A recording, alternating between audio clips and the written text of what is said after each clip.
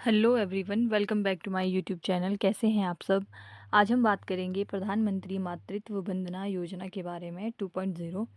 और 2.0 का मीन्स ये है कि पहले जो है इस योजना का लाभ केवल उन्हीं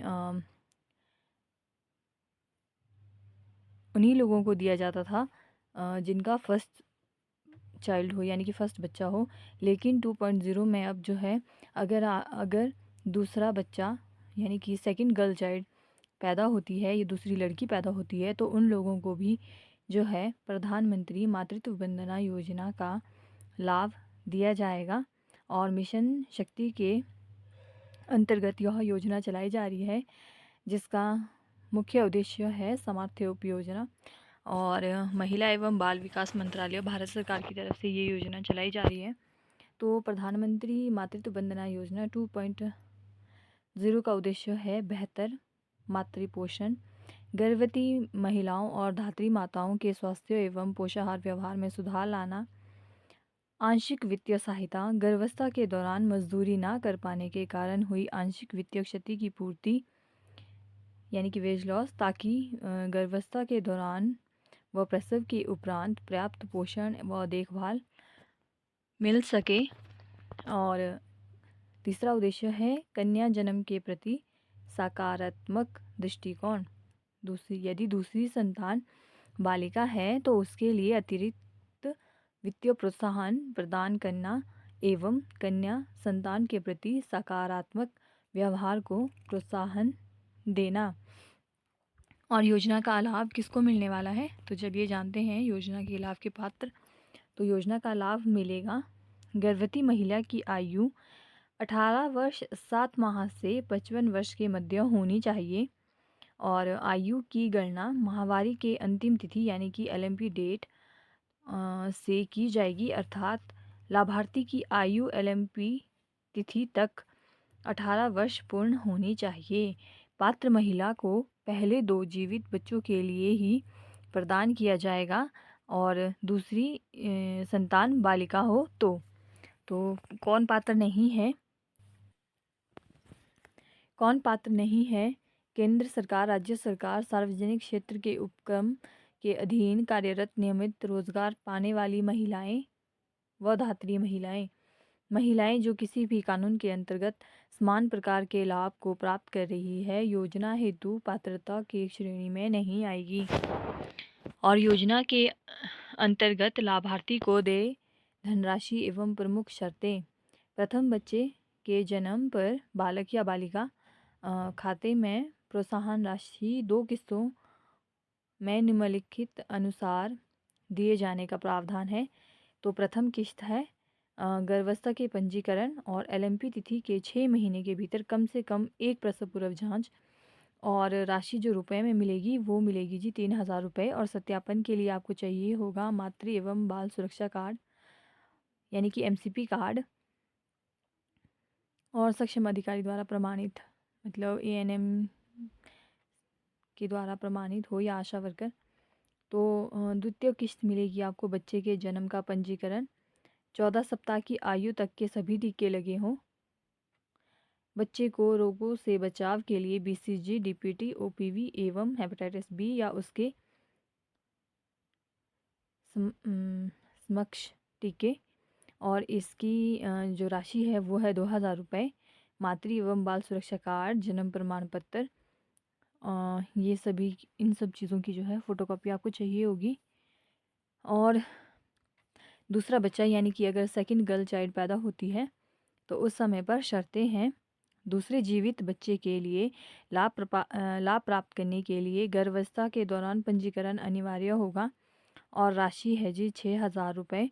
और सत्यापन होगा मातृ एवं बाल सुरक्षा कार्ड, बालिका के जन्म का प्रमाण पत्र, यानी कि डॉक्यूमेंट सेम ही रहेंगे, लेकिन सेकंड गर्ल चाइल्ड के टाइम पे जो है आपके प्रथम किस्त और द्वितीय किस्त इकट्ठी दी जाएगी, और सारे डॉक्यूमेंट्स जो आपको एक बार में ही जमा करने हैं।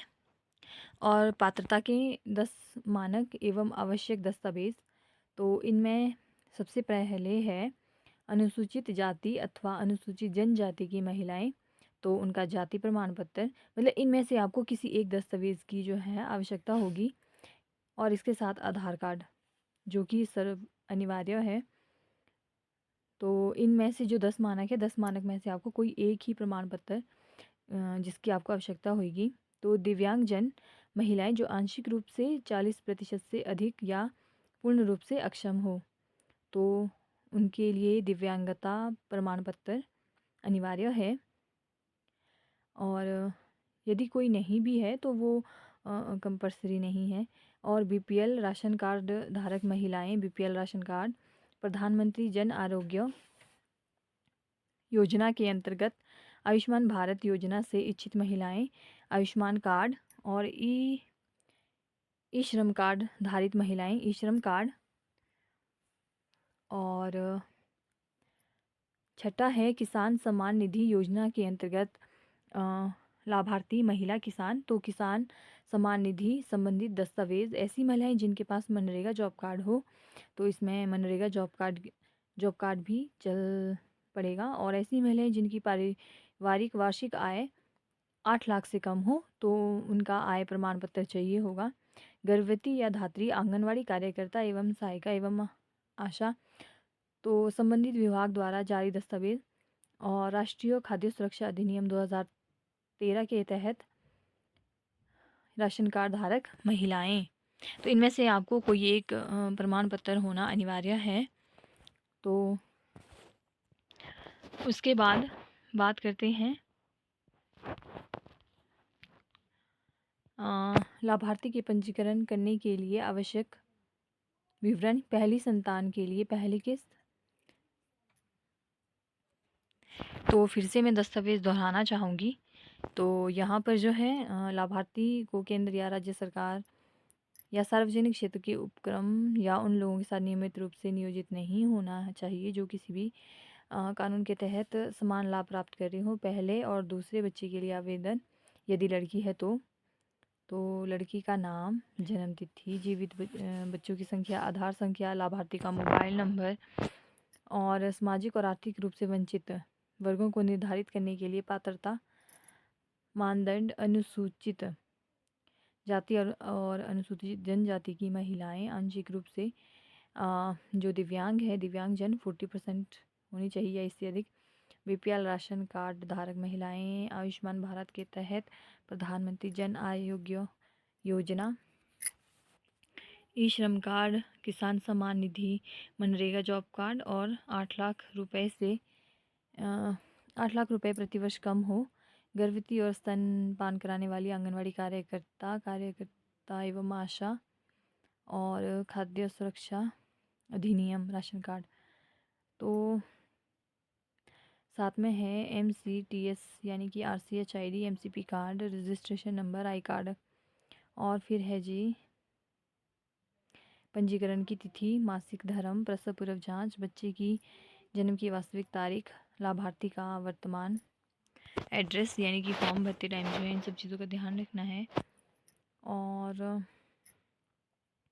दूसरे बच्चे के समय में भी पैदा होने वाले बच्चे की संख्या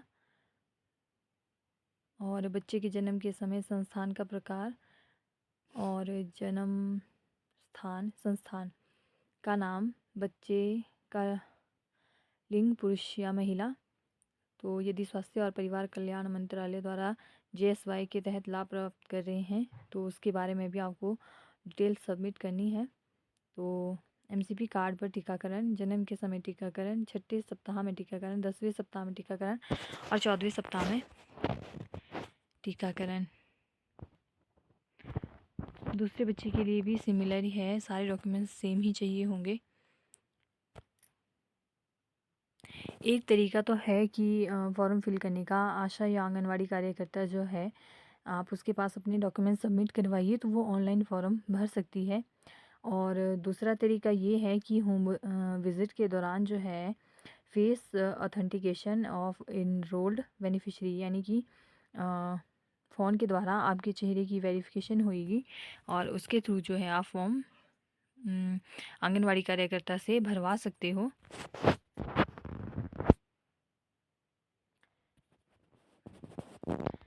तो जो भी प्रोसेस है